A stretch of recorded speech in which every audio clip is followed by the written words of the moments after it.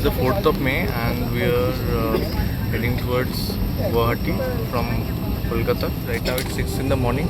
Flight is actually scheduled at 6:40, but it will take I think around 1 hour to reach Guwahati from Kolkata, and then we'll be heading towards Meghalaya. Confirm cabin clearance. Thank you.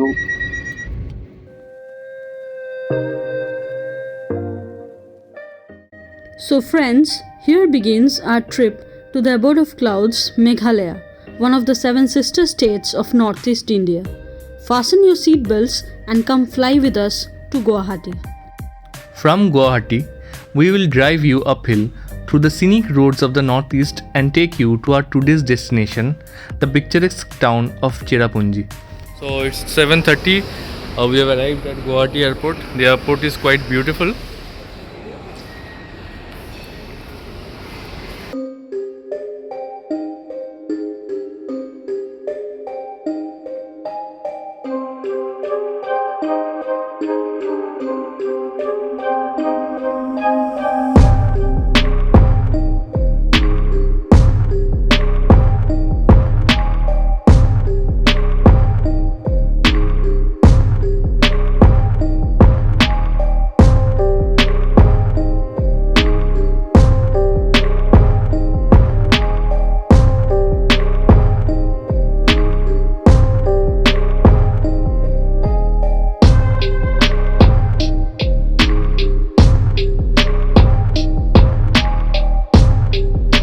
Left the airport right now. We are heading towards Cherrapunjee, which is situated at a distance of around 164 kilometers from Guwahati airport. So hope it will be a great trip.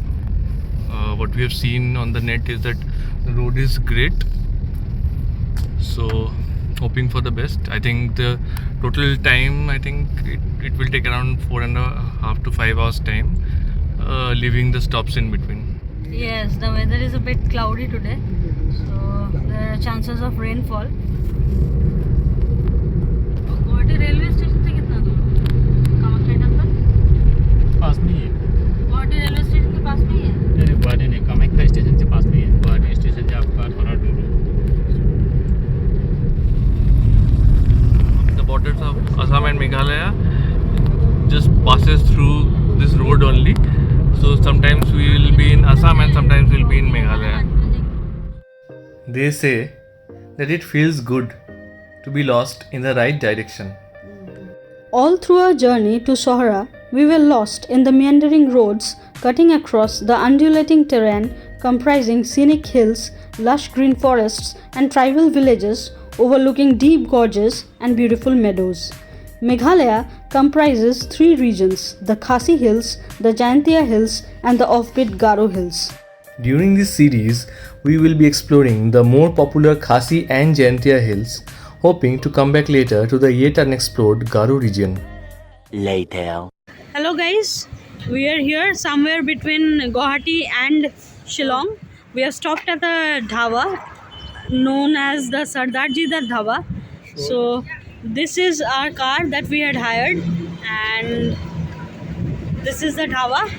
We have stopped at this dhaba for having a little breakfast, chai and some puri bhaji I guess.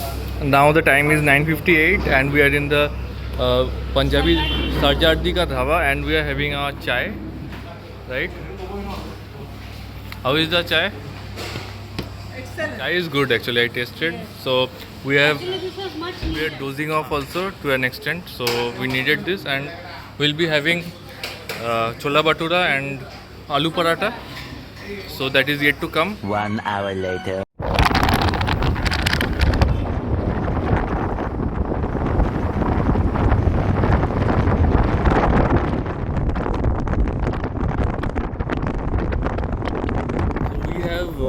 Entered the lake area. We have come to Umiam Lake right now, and the entry fee for the same is 59 per head for adults. This is our first stop for the day.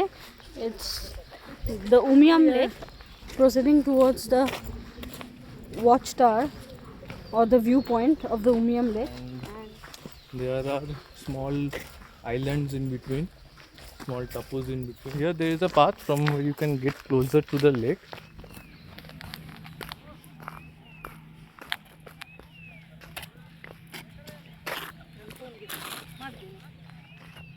Umiam Lake is situated at a distance of around 15 kilometers to the north of Shillong.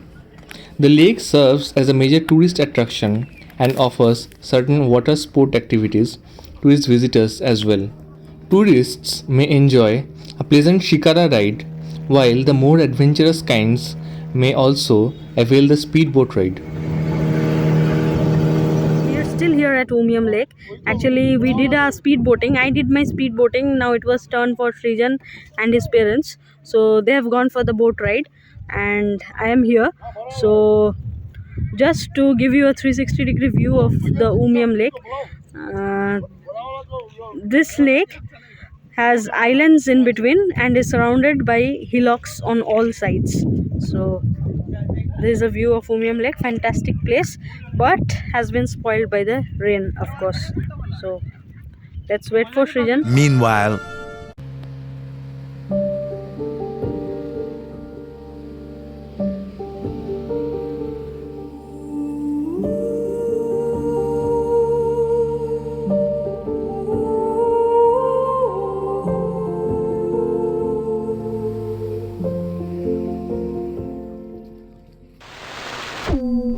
This is the upper part of Shillong, and this is a tea farm. Quite lovely. This is owned by the government of Meghalaya. Actually, we have crossed Shillong, and Cherrapunjee is around 60 kilometers from Shillong. Right now, we are crossing a valley on our way towards Cherrapunjee. So, hello guys. We have stopped in the middle of the road, and we have come to a second point. This is the Modoc Valley, also known as Dympep Valley. So here you have the Dympep Valley. This has a very nice It viewpoint. is said that one begins his or her Sohra trip or Cherrapunjee's trip right from this point, and this part is known as the Dympep viewpoint. Down below you can see the gorge and the hills. Right now the view is a bit messy because of the clouds, but the naked eyes can actually capture the deep gorge below and the meandering hills. Right now we are about 18 kilometers from Sohra. 130. See here you can see fog.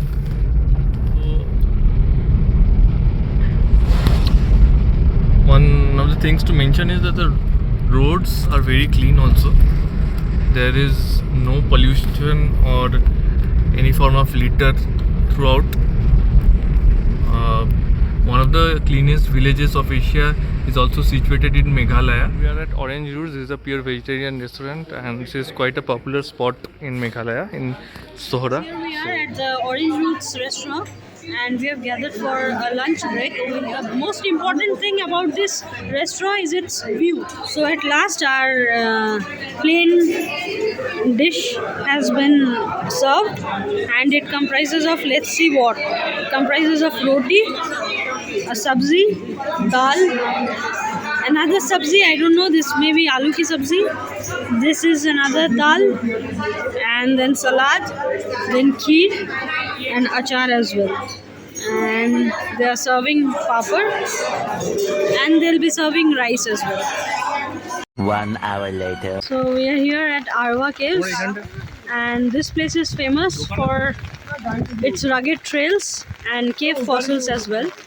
So we have to walk up for about 450 meters. Bought the tickets. The tickets are 50 rupees per person, and if there's a child, then for that child it will be 10 rupees. And So- for if you bring a four-wheeler, that will also cost you a bit extra. Yes. I think 30 rupees or something. That- It is quite well paved. Yes. This is not a trek as such because the path is very good. Yes, but even then we have to be a bit cautious because it's slippery and it's raining quite heavily. See the deep forest cover over here, so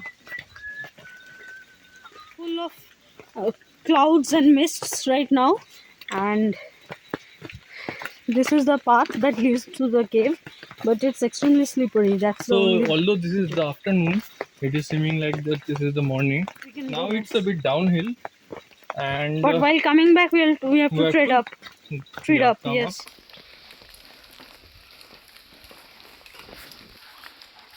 Finally, we are here at the entry point to the Arwah Caves. Inside the cave, let's see how it is. So, hello guys, this is the inside of the cave, and here you can see the rock formations of the cave. Yes. So the entire cave is lit up. Adbhut formation, na? Actually, this is the first time that I'm visiting a cave such as this.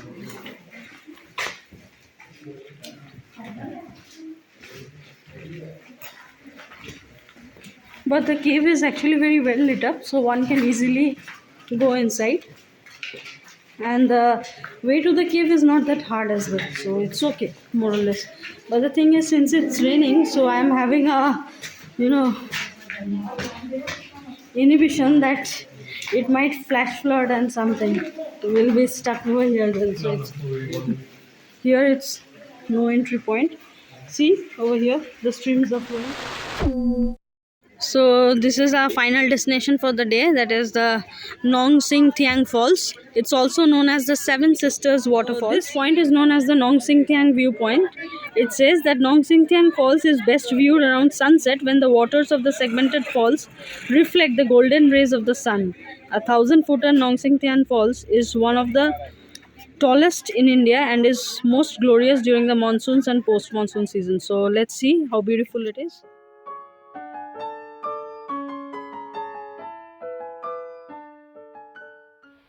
So finally we are here in Cherrapunjee, locally known as Sohra, in Kupar Inn. That's our hotel's name for tonight. So our plan was initially to come to Cherrapunjee, stay here for one night. So this is the night we are going to stay in Cherrapunjee. Tomorrow we'll be going back to Shillong. And so now about the hotel.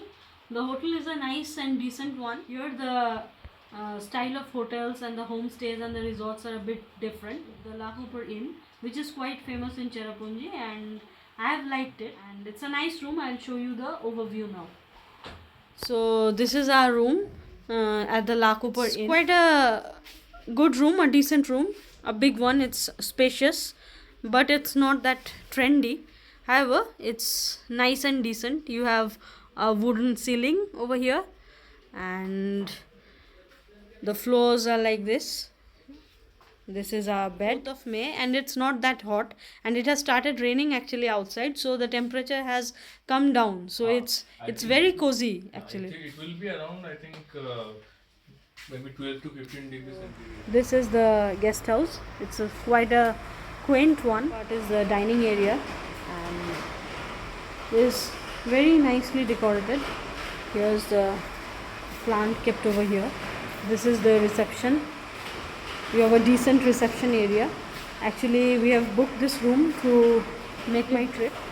Cost us around 3,584 per room. So this is the lawn. Actually, they told us that if it wasn't raining today, we would have enjoyed a nice bonfire there at the lawn. The next day. Good morning guys, from Meghalaya, Cherrapunjee. So we have come out for a morning walk and just check out the view. It is a bit on the cloudier side. It is going to rain today, I think, but the place is beautiful and we don't mind. I'm jealous of the people residing in Yeah. Cherrapunjee because they reside so peacefully. So this is the gate to our property, Kupar. There is a lot of space for parking also. You can bring your own vehicles.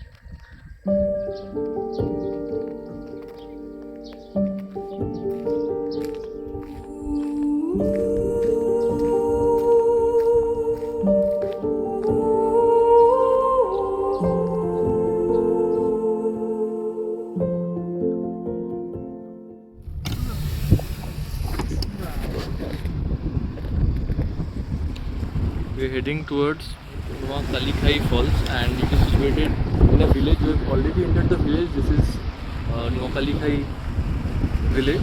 So the path leading up to the falls is exquisite to say the least, and there is plenty of greenery all around. The valleys are beautiful, lush green valleys. We are actually passing through clouds. Visibility has come down.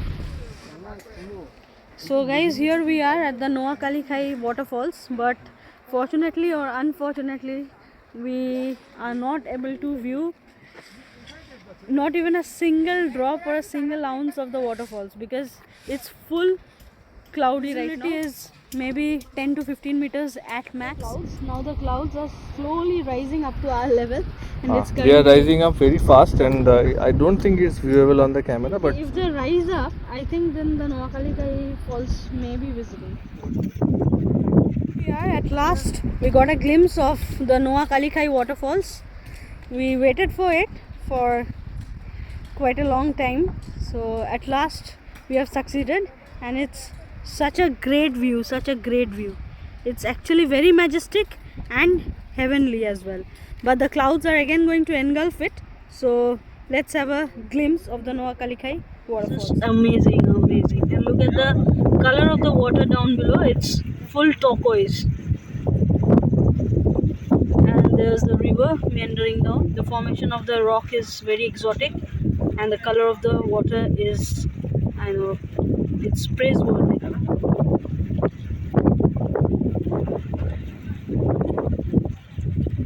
The cheesy point where it's written, I love Cherrapunjee. At the NohKaLikai Falls, you have this little market.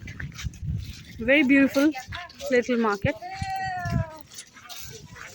It's authentic actually, and at places you'll find dustbins like this. So many local items over here, and these are local spices: elaichi, cinnamon, bay leaf, haldi, everything over here. when the NohKaLikai Falls revealed itself, the view that it presented was something exotic and awe-inspiring. A very gruesome and tragic story haunts this waterfall. According to local myth, a woman named Likai plunged to her death from the very edge of this waterfall, unable to bear the death of her daughter, and thus the waterfall derives its name. This is also the highest plunge waterfall in India, boasting a height of 340 meters. We would like to end this episode at this beautiful place steeped in a tragic tale. Meet you in the next episode.